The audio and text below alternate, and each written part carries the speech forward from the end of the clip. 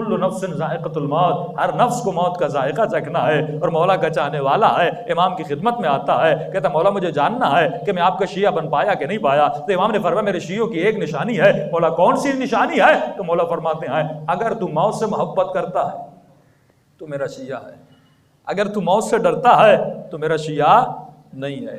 مجلس میں دعا کرنا کہ اے خدا مجھے شہادت نصیب کر، یہ اور ہے، لیکن واقعاً دل میں بہادری کا ہونا یہ اور ہے۔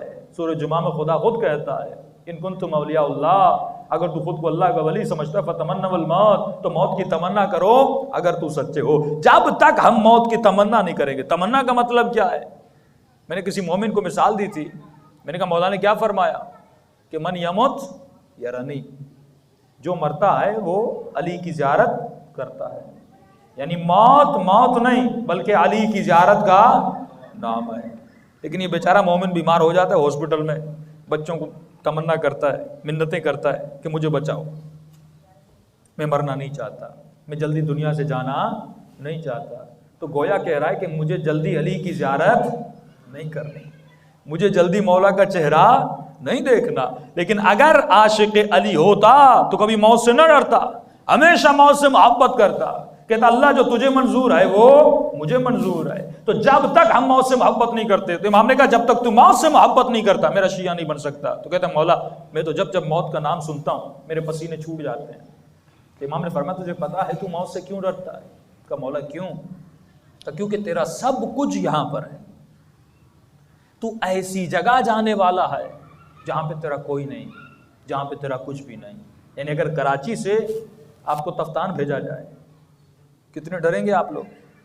سارے بھائی دشمن اہل بیت، میں جاؤں تو کیسے جاؤں؟ لیکن اگر تفتان چند دنوں کے لیے چلے گئے اور آپ کو پھر کہا جائے آپ کو کراچی بھیجا جا رہا ہے، کتنے خوش ہوں گے آپ؟ گھر یہاں پہ، اہل و عیال یہاں پہ، دوست یہاں پہ۔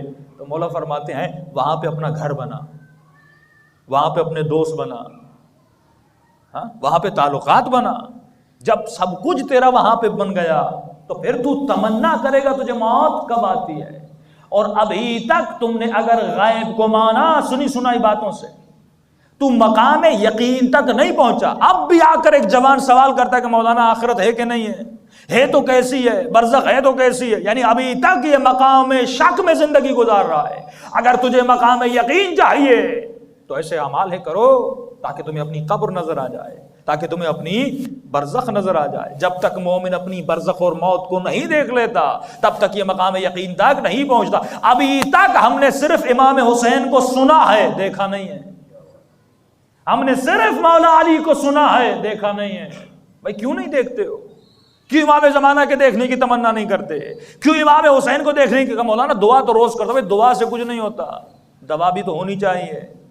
یہ بالکل ایسے ہے کہ آپ کے محلے کا ایک بہت اچھا ڈاکٹر ہو اور آپ گھر بیٹھ جائیں اور مجھ سے تعریفیں کرنے لگیں اور آپ بیمار بھی ہوں، 110 کا بخار چل رہا ہو کہ مولانا وہ ڈاکٹر بڑا اچھا ہے، تو میں کہوں پھر جاتے کیوں نہیں؟ کہ مولانا جاؤں گا نہیں۔ گھر میں بیٹھ کر ڈاکٹر کی تعریف کرنے سے آپ ٹھیک نہیں ہو گئے۔ جب تک اس ڈاکٹر کے مطب میں نہیں جاتے، جب تک اس کی ٹیبلٹ اور بتائی ہوئی دوائیوں کو نہیں کھاتے، مسجد میں بیٹھ کر علی کی تعریف کرنے سے کچھ نہیں ہوتا جب تک علی کے در پہ نہیں جاتے۔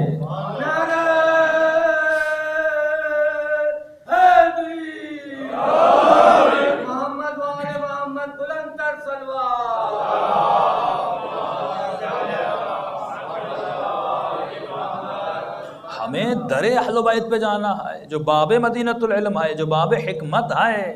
ابھی تک ہم وہیں کے وہیں کھڑے ہیں۔ گویا مومن ایک ٹریڈ میل پہ کھڑا ہے، روز دوڑ تو رہا ہے لیکن وہیں کا وہیں کھڑا ہے، سفر طے نہیں کرنا۔ صراط مستقیم جو سیدھا راستہ ہے اس کی کوئی مسافت ہوگی؟ 50 سال میری زندگی گزر گئی، میں صراط مستقیم کے کس دہانے پر کھڑا ہوں؟ جب یہ کہتے ہیں کہ ایمان کے 10 درجے ہیں، 10 مراتب ہیں، مومن یہ تو سوچے میں ایمان کے کس مرتبے پہ پہنچا ہوں، دوسرے پر ہوں، تیسرے پر ہوں، اور یہ کب پتا چلے گا؟ جب اس کی غیبی آنکھیں کھلیں گی۔ کم از کم زندگی میں ایک مرتبہ امام کی زیارت نصیب ہونی چاہیے۔ اس کے لیے بہترین عمل ہے جو آزمایا ہوا بزرگوں کا عمل۔ پر میں روزانہ اگر کوئی مومن مسبحات پڑھتا ہے، یعنی ایسی صورتیں جو سبح یا یسبح سے شروع ہوتی ہیں، عمل تھوڑا مشکل ہے لیکن اگر کوئی بزرگ کرے اس عمر میں تو کرنا چاہیے، جو عمر بڑھ گئی اور موت کے بہت قریب ہے۔ پر اگر ڈیلی یہ مسبحات پڑھے گا تو اس کی زندگی کے گزرتے ہوئے لمحات میں پروردگار عالم 14 معصومین میں سے کسی نہ کسی معصوم کی زیارت ضرور کروائے گا۔ اور اگر کسی کو اپنی برزخ دیکھنی ہے تو اب شعبان کا مہینہ آنے والا ہے، 15 شعبان کی رات سے لے کر 25 رمضان تک اگر کوئی روزانہ 1000 مرتبہ سورہ انا انزلنا پڑھے، پروردگار عالم اسے اپنی برزخ دکھا دے گا۔